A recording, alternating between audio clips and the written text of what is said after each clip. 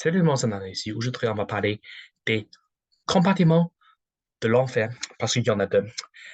Cette vidéo, je l'ai faite pour expliquer mon division, comment diviser étroitement la parole de Dieu, et le fait que les saints, les personnes sauvées dans l'Ancien Testament ne sont pas allés au ciel tout de suite, directement, mais ils sont plutôt allés au paradis.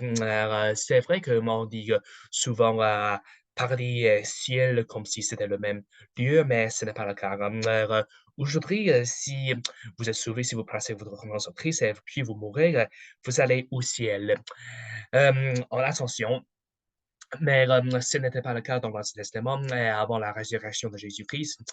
J'ai fait cette vidéo parce qu'il y a beaucoup de faux prophètes dans le monde, faux prophètes, fausses religions qui disent que Jésus est allé en enfer pour souffrir, pour payer pour nos péchés, et que il y en a d'autres qui prêchent aussi le sommet de l'âme, c'est que lorsque les chrétiens meurent, vous êtes inconscient ou peut-être votre conscience, mais ce n'est pas le cas, ce n'est pas du tout biblique, comme comment nous allons voir dans cette vidéo. On va aller maintenant en Samuel, le chapitre 28. Chapitre 28.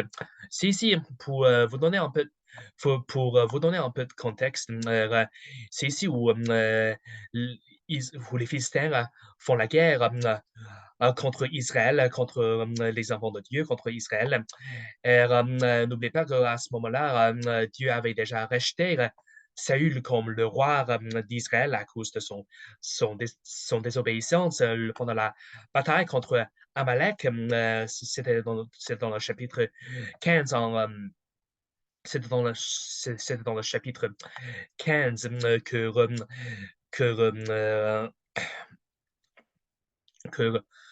que, c'était dans le chapitre 15 en verset 23, en verset 23, que Samuel dit à Saül, parce que tu as racheté la parole du Seigneur, il t'a racheté en tant que roi.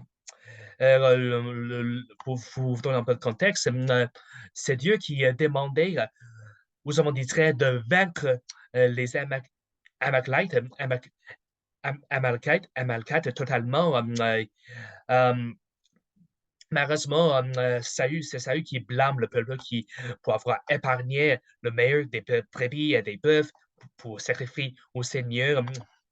Mais est-ce que Saül a suivi les instructions de Dieu, les directions de Dieu? Non. Il les a suivies partiellement, mais ça ne suffit pas. Si Dieu vous demande de faire quelque chose, il faut le faire totalement. Même si vous ne le faites que partiellement, ça ne suffit pas. Ça c'est un péché. Et donc, c'est dans le verset 11 en verset 10 à 11, on va dire ici que alors la parole du Seigneur vint à Samuel, disant, je me répands d'avoir établi Saül pour être roi, car il s'est détourné de me suivre et n'a pas exécuté mes commandements. Et cela affligea Samuel, il cria au Seigneur toute la nuit. Et donc, nous savons que à cause de la désobéissance de Saül, c'est Dieu qui l'a rejeté d'être le roi d'Israël. Et donc, en chapitre 28, à ce moment-là, nous savons déjà que celle a déjà été rejetée. C'est en chapitre 16, en Samuel chapitre 16, que Dieu a choisi David pour le remplacer, comme son remplacement. Et, lorsque dans ce chapitre, en Samuel chapitre 28, Samuel est mort, il meurt, comme on voit ici en verset 3, dans le verset 5, et quand Saül vit le camp des Philistins, il a peur et son cœur trembla grandement. C'est ici où Saül a tellement peur, et quand Saül interrogea le Seigneur ne lui répondit pas, ni par l'Urim, ni par les prophètes. Alors Saül dit à ses serviteurs, cherchez-moi une femme qui évoque les esprits, afin que j'aille vers elle et je l'interrogerai. Nous voyons ici que c'est Saül qui avait ôté du pays ce qui évoquait les esprits et les dévins. Mais ici, il cherche quand même, il fait qu'il veut les esprits. Il est tellement désespéré, mais c'est pas la bonne réponse. C'est pas la bonne réponse. En tant que roi, c'est à lui de prendre la responsabilité, d'accepter sa responsabilité devant Dieu et le fait qu'il n'a pas réussi à lui obéir. Et donc, ça, c'est la conséquence. Ici, ils seront à Andorre. C'est la femme qu'on appelle la sorcière, la sorcière d'Andorre, qui évoque des esprits. La sorcière d'Andorre qui évoque les esprits, en verset 8, Saül se déguisa et se vêtit d'autres vêtements. Ils sont là, et deux hommes avec lui, et ils arrivaient de nuit chez la femme, et il dit, près de moi, je te prie, par l'esprit divin, et fais-moi monter que je te dirai. Et la femme lui dit, voici, tu sais que ce que Saül a fait, comment il a ôté du pays ce qui évoque les esprits et les divins. Pourquoi donc tu en piège à ma vie pour me faire mourir? Et donc, c'est la femme ne sait, à ce moment, à ce moment-là, cette femme ne savait pas que c'était Saül, en fait. Et elle pense que elle croit qu'il s'agit de quelqu'un d'autre. Mais elle, elle lui demande pourquoi est-ce que tu me demandes de risquer ma vie pour cela. Mais et Saül lui jura par le Seigneur, disant, de même que le Seigneur est vivant, aucune peine ne t'arrivera pour cela. Alors la femme dit, qui veux-tu que je te fasse monter? Et il dit, fais-moi monter Samuel. Alors nous voyons ici, Saül demande à la femme de faire monter Samuel. Monter, il parle. Monter, il ne parle. Il ne dit pas, il ne dit pas, fais-moi descendre Samuel. Parce que en Actes chapitre 1, en Actes chapitre 1, verset 6 à 9, c'est ici où et c'est ici où nous voyons ce que Jésus-Christ est enlevé au ciel, en ascension, est monté au ciel, en ascension, et quand en verset 6, lorsqu'il se trouvait donc rassemblé, il lui demandait, ce sont les disciples qui lui posent la question, et Seigneur, est-ce maintenant que tu vas rétablir le royaume à Israël? Et il leur dit, ce n'est pas à vous de connaître les temps ou les saisons que le Père a disposées en sa propre puissance. Vous recevrez la puissance après que l'Esprit Saint soit venu sur vous, et vous serez mes témoins aussi bien à Jérusalem que dans toute la Judée et en Samarie et jusqu'aux endroits les plus reculés de la terre. Et quand il dit ces choses, tandis qu'il regardait, il fut enlevé et un nuage l'emporta devant le vue. Et tandis qu'ils avaient les yeux attachés au ciel pendant qu'ils s'élevaient, voici deux hommes se tenaient près d'eux en vêtements blancs. C'est ici où nous voyons l'enlèvement de Jésus au ciel. Après sa résurrection, il demande à ses disciples d'aller évangéliser, de faire de l'évangélisation. C'est notre travail en tant que chrétien. Mais puis, il est enlevé au ciel. Et nous savons que c'est le cas, tout cela est arrivé après sa résurrection, mais en Samuel chapitre 28, c'est ici où Saül demande à la femme de faire monter Samuel. Et quand la femme vit Samuel, elle poussa un grand cri et la femme parla à Saül, disant, pourquoi m'as-tu trompé car tu es Saül? Et le roi lui dit, n'aie pas peur, car que vois-tu? Et la femme dit à Saül, j'ai vu des dieux qui montent de la terre. Et il lui dit, quelle est la forme? Et elle dit, un homme âgé monte. Et il est couvert d'un manteau. Et Saül discerna que c'était Samuel et il savait ça. Son visage contre terre et s'inclina. Et Samuel dit à Saül, pourquoi m'as-tu dérangé en me faisant monter? Nous voyons ici que c'est Samuel qui monte de la terre. C'est Samuel qui monte de la terre. Il ne descend pas du ciel, il monte de la terre. Au verset 15, et Samuel dit à Saül, pourquoi m'as-tu dérangé en me faisant monter? Et Saül répondit, je suis dans une grande détresse, car les Philistins me font la guerre, et Dieu s'est retiré de moi et ne me répond plus, ni par les prophètes, ni par rêve. C'est pourquoi je t'ai appelé afin que tu puisses me faire connaître ce que je dois faire. Et Samuel dit, pourquoi donc me consultes-tu, puisque le Seigneur s'est retiré de toi, et qu'il est devenu ton ennemi, et le Seigneur a fait pour lui-même comme il l'a dit par moi, car le Seigneur a déchiré le royaume de ta main, et l'a donné à ton voisin, c'est-à-dire à David, parce que tu n'as pas obéi à la voix du Seigneur et que tu n'as pas exécuté l'ardeur de sa colère contre Amalek. C'est pourquoi le Seigneur t'a fait cette chose aujourd'hui. De plus, le Seigneur livrera Israël avec toi en la main des Philistins, et demain, toi et tes fils, vous serez avec moi. Et le Seigneur livrera aussi le camp d'Israël en la main des Philistins. C'est ici où Samuel dit que le lendemain, le Seigneur allait livrer Israël dans la main des Philistins, donc, ils allaient perdre la guerre, ils allaient se faire battre par les Philistins. Et donc, le plus important, c'est que trois des fils, Saül et ses fils, seraient avec lui le lendemain. Et le plus important, c'est que Samuel dit à Saül, demain, toi et tes fils, vous serez avec moi le lendemain. Saül et ses fils seraient avec Samuel, c'est-à-dire Saül est sauvé, malgré sa désobéissance, malgré tous les maux qu'il a fait, malgré toute sa désobéissance, Saül est sauvé quand même. Parce que ça, c'est très important parce que aujourd'hui, nous avons beaucoup de faux prophètes qui prêchent que vous pouvez perdre votre salut si vous commettez des graves péchés, si vous vivez dans la désobéissance, si vous vivez dans l'iniquité. Mais tout cela, c'est fou parce que nous voyons ici que ce chapitre prouve une fois sauvé, toujours sauvé. Malgré la désobéissance de Saül contre le Seigneur, contre ses commandements, il est allé au paradis quand même. Il est sauvé quand même. Ça, c'est le plus important. Parce qu'ici, malgré, même, bien qu'il ait commis même les péchés les plus graves comme la sorcellerie, il va au paradis quand même. Il est sauvé quand même. Parce que c'est Samuel qui lui dit que demain, toi et tes fils, vous serez avec moi.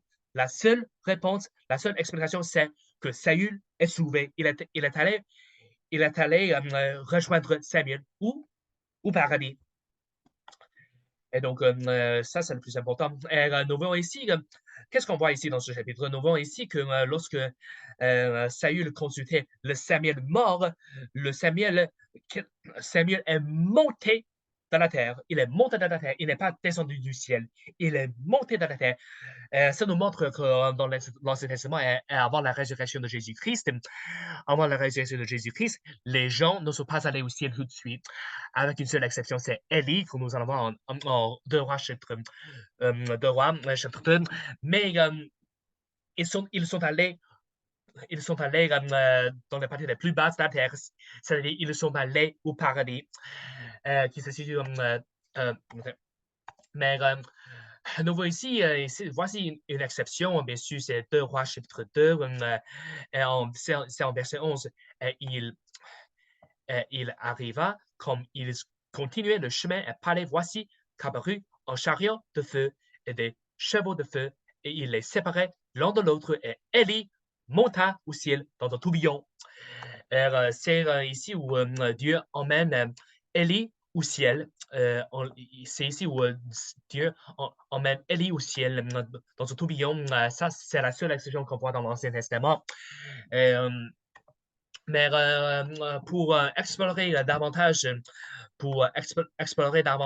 les détails des compartiments de l'enfer, il faut absolument lire Luc chapitre 16, verset 19 à 30. C'est l'histoire la plus tragique dans le livre de Lazare, de l'homme riche et de Lazare. Nous voyons ici que, bien sûr, c'est que Lazare est allé dans le sein d'Abraham après sa mort. Mais l'homme riche est allé en enfer dans le lieu de tout le monde. Mais qu'est-ce qu'on voit ici? Lorsque l'homme riche se trouve en enfer, il voit, il voit Abraham au loin et Lazare dans son sein. Il voit Abraham et Lazare. Ça nous montre que dans l'Ancien Testament, avant la résurrection de Jésus-Christ, le paradis se situe à côté de l'enfer, à côté du lieu de tourment. Ici, l'ombrage se trouve dans le lieu de tourment en enfer, mais nous voyons aussi que le paradis se situe à côté de l'enfer, à côté du lieu de tourment.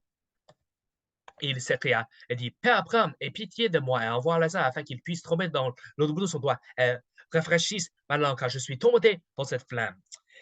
Et, et ici, en verset 26, c'est Abraham qui dit, et en plus de tout cela, il y a un grand abîme établi entre nous et vous, si bien que ceux qui voudraient passer d'ici à vous ne le peuvent, et ceux qui voudraient passer de là jusqu'à nous ne le peuvent non plus. Et ça, c'est plus important parce que nous voyons ici qu'il existe un grand abîme entre les deux, entre le lieu de tourment et le paradis. Et donc, c'est impossible de passer par cet abîme. C'est impossible. C'est impossible de passer du paradis dans le lieu de tourment et ce n'est pas possible non plus de passer au paradis du lieu de tourment. Et donc, nous voyons ici qu'un grand abîme divise les deux endroits, les deux lieux divisent le paradis et le lieu de tourment, et c'est impossible de passer par là. C'est impossible. Les deux endroits sont séparés par un grand abîme. Et lorsqu'on se trouve dans ce chapitre, c'est très important parce qu'il y a il y a beaucoup de gens qui croient que l'enfer n'existe pas et il y a des gens qui croient aussi des histoires très folles, des histoires des gens qui se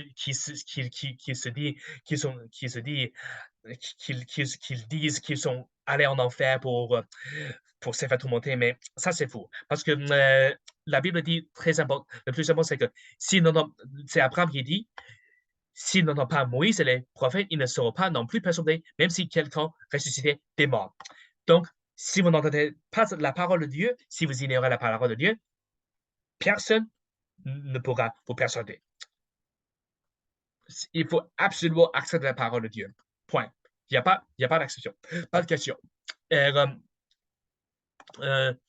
J'aimerais aller maintenant en Actes chapitre 2. En Actes chapitre 2, ça, en verset 20, on va explorer verset 22 à 27, où c'est Pierre qui prêche aux hommes d'Israël, aux Juifs, Jésus-Christ. Mais en verset 27, c'est ici la Bible dit, parce que tu ne laisseras pas mon âme en enfer, et que tu ne permettras pas non plus que ton seul sein voit la corruption. Et donc, il y a des gens qui croient que Jésus est allé en enfer pour souffrir, pour se faire brûler, pour se faire punir pour nos péchés, mais ça, c'est faux parce que c'est vrai que la Bible dit que Jésus est allé en enfer dans ce passage. Si vous lisez le contexte, ça va bien sûr de Jésus-Christ. Ça parle de Jésus, bien sûr, mais Jésus n'est pas allé en enfer pour se faire tourmenter. On va aller maintenant en Luc chapitre 23, verset 33. Verset 33, c'est avec le larron sur la croix, c'est en verset 40, en verset, en verset 40. Mais l'autre répondant le reprit, disant, ne crains-tu pas Dieu, voyant que tu es sous la même condamnation? En effet, nous y sommes justement quand nous recevons la récompense méritée pour nos œuvres. Mais cet homme n'a rien fait de mal. Et il disait à Jésus, Seigneur, souviens-toi de moi quand tu viendras dans ton royaume. Et Jésus lui dit, en vérité, je te dis, aujourd'hui tu seras avec moi au paradis. Donc la preuve de Jésus, c'est que le larron sur le roi allait, irait au paradis ce jour même. Euh, ce que Jésus dit au larron sur le roi, c'est qu'ils allaient se voir, se rencontrer au paradis ce jour-là. Le jour de mort, ils allaient se rencontrer au paradis un peu plus tard. En bref, Jésus dit au larron sur le roi, on se verra plus tard aujourd'hui au paradis. C'est ce qu'il a dit. Et donc, nous voyons ici que ce jour-là, Jésus est allé au paradis. Ce jour-là, le jour de sa mort sur la croix, de sa crucifixion, Jésus est allé au paradis. Il n'est pas allé en enfer pour se faire brûler. Et donc, comment est-ce qu'on explique Actes chapitre 2 ou en verset 27 où la Bible dit que Jésus est allé en enfer? C'est vrai que Jésus est allé en enfer, mais pas pour se faire punir. Il n'est pas allé dans le lieu de tout le monde. Il est allé au paradis. Il est allé dans le camp, parce que, comme nous avons déjà vu en Luc chapitre 16, il y a deux compartiments.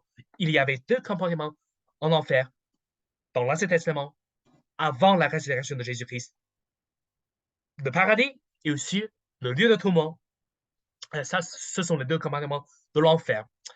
Nous voyons ici que, aussi qu'en en Éphésiens chapitre 4, Éphésiens chapitre 4, Éphésiens chapitre 4 verset 9, la Bible dit maintenant qu'il est monté, qu'est-ce que si ce n'est qu'il est aussi descendu premièrement dans les parties les plus basses de la terre. Nous voyons ici que dans ce verset que Jésus est allé dans les parties les plus basses de la terre, que le paradis se situait dans les parties les plus basses de la terre.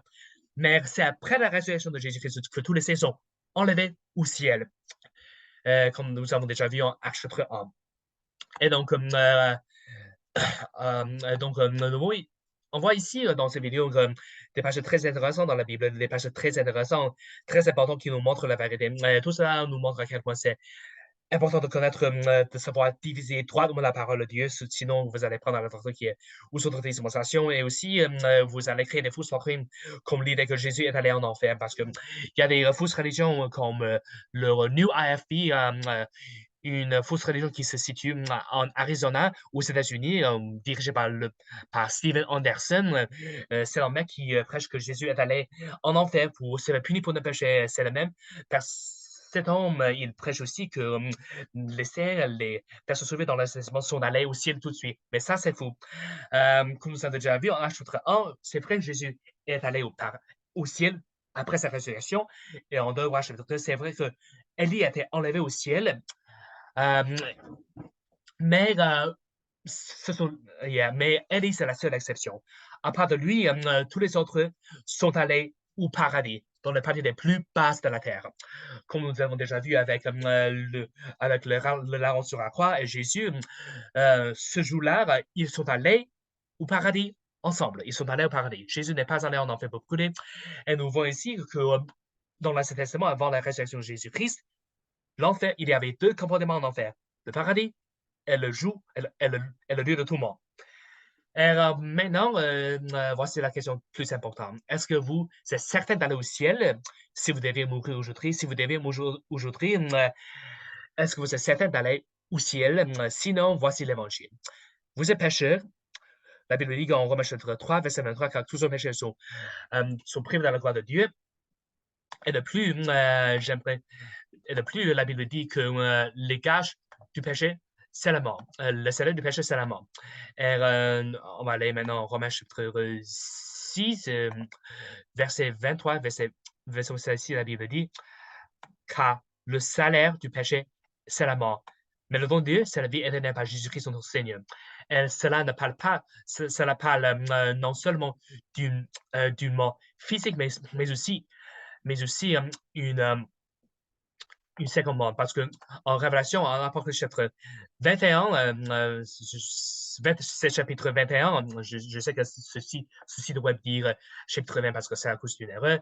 En chapitre 21, verset 8, la Bible dit, mais la craintive, elle les rédules, les abominables, et les meurtriers, et les fornicateurs, les sorciers, et les idolâtres, et tous les menteurs auront le pas dans le temps qui brûle avec le feu de souffle, qui est la seconde mort. Et la seconde mort, c'est pour toutes ces personnes, même les menteurs, même si vous n'avez que menti, vous êtes coupable, vous méritez l'enfer. La seconde mort. Et en Révélation chapitre même, je devrais aller maintenant en Révélation chapitre même, désolé, ceci devrait avoir fait des erreurs. En chapitre même, verset 10, et le diable qui les avait bernés fut jeté dans le temps de feu de souffle, où sont la belle fourrure et seront tourmentés jour et nuit pour toujours, toujours. L'enfer, c'est là où les gens sont tombés pour toujours, toujours. Comme nous avons déjà vu en Luc chapitre 16. Si vous voulez aller au paradis, aller au ciel, je veux dire, aller au ciel, vous voulez être sûr d'aller au ciel, voici la réponse. Crois en Jésus-Christ et tu seras sauvé. Crois à ta famille. En Actes chapitre 16, verset 30 à 31, crois au Seigneur Jésus-Christ, tu seras sauvé. Crois ainsi que ta maison. Et donc, ça, c'est si vous voulez aller au paradis, il faut reconnaître que vous êtes pécheur, que vous méritez l'enfer pour vos péchés, et puis il faut placer votre confiance en Jésus-Christ. Toute votre confiance en Jésus-Christ, tout ce qu'il a fait pour vous. C'est lui qui a gardé tous les commandements, c'est lui qui a vécu une vie parfaite, c'est lui qui est le Fils engendré de Dieu, le seul Fils engendré de Dieu, c'est lui qui est mort sur la croix, c'est lui qui est ressuscité 3 jours, 3 nuits plus tard, Mettez toute votre confiance en lui et vous serez sauvé pour toujours. Que Dieu soit loué.